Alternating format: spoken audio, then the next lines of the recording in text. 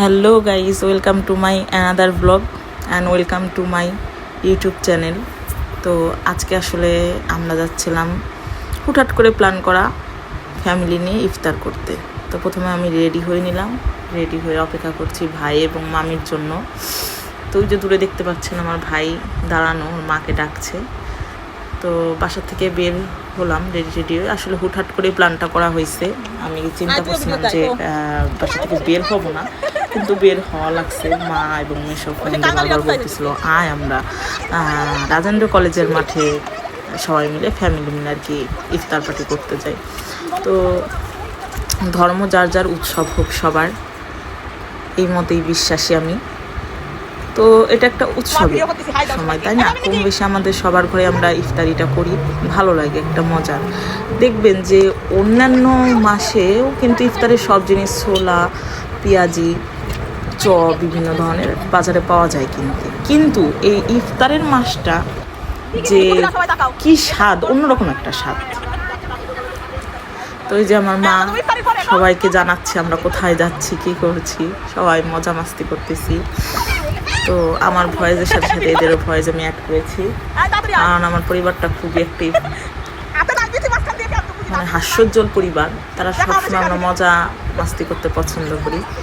আসলে আমার মা বলে জীবন কতটুকু, কবে ওপারে চলে যায় তার কোনো ঠিক ঠিকানা আছে? তো এই নিয়ে এ হচ্ছে আমার মামাতো ভাই, আর হচ্ছে আমার মামাতো বোন। প্রথমে আমরা গিয়েছিলাম হচ্ছে আমার মাসির বাসায়, তো আর কি মামার বাসা ওইখানেই।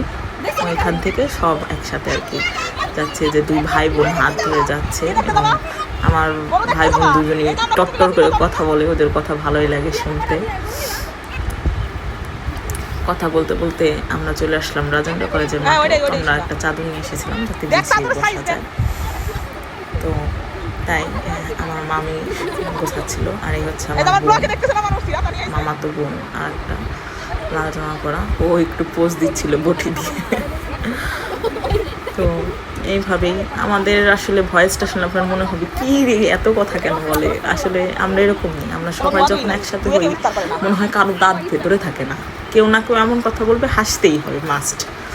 এমনই মানে অনেক ভালো লাগে আমাদের সবার একসাথে এরকম।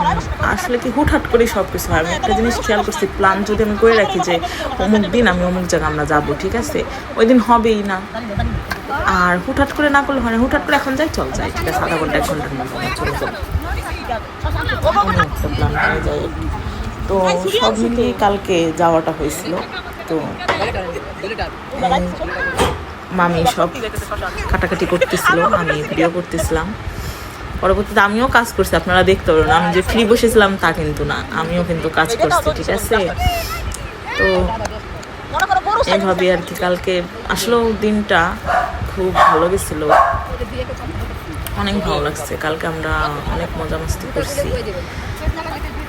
এরকম অনেক দিন ফ্যামিলির সাথে আসলে বেরোনো হয় না, আসলে দূরে যাওয়া হয় না, অনেক এর সময় নাই অমুকের। আর সর্বপ্রথম কথা কি, যারা বিবাহিত, যাদের বাচ্চা আছে, তাদের বাচ্চা বড় হয়ে গেলে হয়তো আর ঘুরতে যাওয়াটা ওইভাবে হয় না। কেননা ওই স্কুল হয়ে যায়, স্কুলে যেতে হয়, স্কুল খোলা থাকে, পরীক্ষা, এটা সেটা, আবার ওদের সময় হলে আমাদের হয় না, এমন আর কি ঝামেলাটা হয়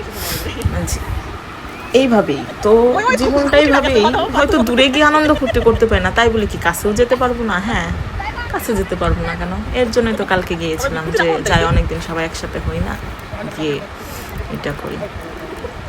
তো এখানে আবার সবাই একটু মজা করতেছিল যে আমরা শশা আনতে ভুলে গেছিলাম। পরে আমার মাসি বলতেছিল যা ওই পাশের একজন অনেক শশা আনছে, 4-5টা একটা নিয়ে আয়। এটা নিয়ে অনেকক্ষণ আমরা মজা করছি। তো আজকে কালকের ওয়েদারটা এত সুন্দর ছিল যে খুব ভালো লাগছে। এই যে দেখেন আমার কর্মের ভিডিও, আমিও কিন্তু কাজ করি, কাজ করতে পারি। দেখে না মনে হলেও কিন্তু আমি কাজ করতে পারি, আমি একদম ওয়াইফ ম্যাটেরিয়াল, বুঝছেন? তো যাই হোক,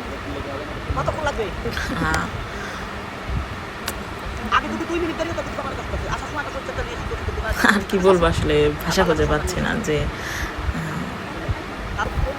কি বলা যায়। এই যে আমার মা পারস করছে,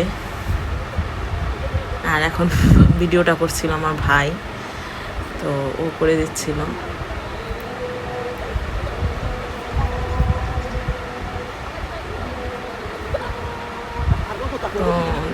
সময় কিন্তু ইফতারের সময় ছিল, আশেপাশে সবাই ইফতার করছিল, আমরাও করছিলাম। আসলে কালকে হঠাৎ করে যে এত মজা হবে বুঝতেই পারি নাই, যে আসলেও গেলে। কালকে চিন্তা করছি যে ঘুমাবো,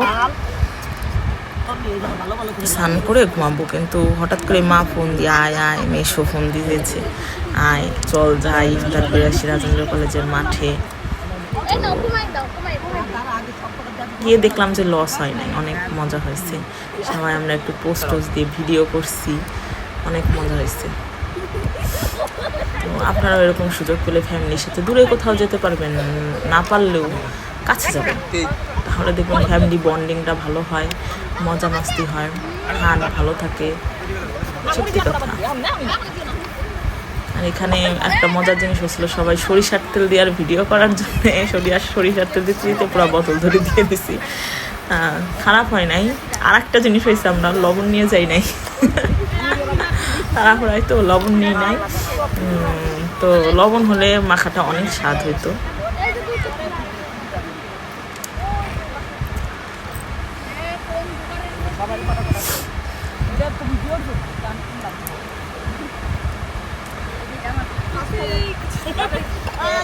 এইভাবেই আসলে সময়গুলো চলে যায়। অনেক অনেক মজা করছি কালকে, বারবারই আমি এটা বলছি, কারণ আসলেও অনেক মজা হয়েছে কালকে। কি বলবো, আমাদের খাওয়া দাওয়া করতে করতে অন্ধকার হয়ে গিয়েছিল। আর আমার ভাই স্টাইল করে ভিডিও করছে, যে দেখো আমি পারি। তো এইভাবেই সবাইকে একটা অনুরোধ, ফ্যামিলির সাথে যখন যেভাবে সময় পাবেন সময় কাটাবেন, কারণ কে কখন আমরা চলে যাই তার তো কোনো ঠিক ঠিকানা নাই, তাই না? যাক, অনেক আধ্যাত্মিক কথা আজকে হয়ে গেছে আপনাদের সাথে। তো আবার দেখা হবে অন্য কোনো ব্লগে। সবসময় আমার সাথে থাকবেন এবং আমাকে সাপোর্ট করবেন। আপনারা সাপোর্ট করলে আমি এগিয়ে যেতে পারবো, এইটুকু আমি বিশ্বাস করি। ভগবানের কৃপায় এবং আপনাদের আশীর্বাদে আমি এগিয়ে যেতে চাই।